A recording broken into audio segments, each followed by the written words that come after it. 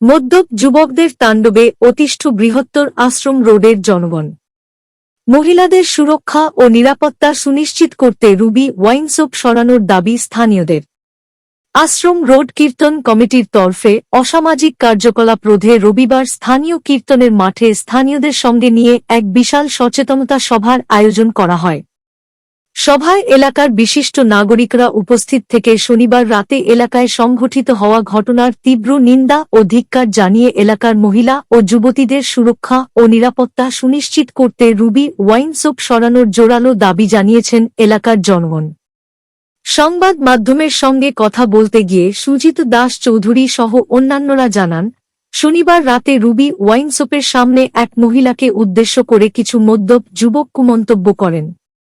মহিলা বিষয়টি কৈবর্ত সমাজ উন্নয়ন পরিষদের নজরে আনলে সংস্থার সভাপতি সুজিত দাস চৌধুরী রুবি ওয়াইনশপে গিয়ে ঘটনা জানতে চাইলে ওয়াইনশপের মালিক বাপ্পি কর সহ মদ্যপ অবস্থায় থাকা যুবকরা চড়াও হয়ে অকথ্য ভাষায় গালিগালাজ শুরু করলে পরিস্থিতি উত্তপ্ত হয়ে ওঠে।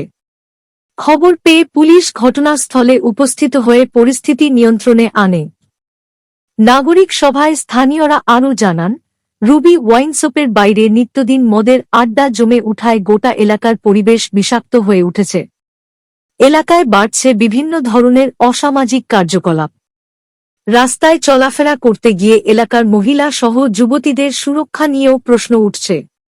গোটা বিষয়টি নিয়ে এলাকার জনগণ নাগরিক সচেতনতা সভার মাধ্যমে রুবি ওয়াইনশপকে এলাকা থেকে সরানোর জোরালো দাবি জানিয়ে স্থানীয় প্রশাসনের দৃষ্টি আকর্ষণ করেছেন।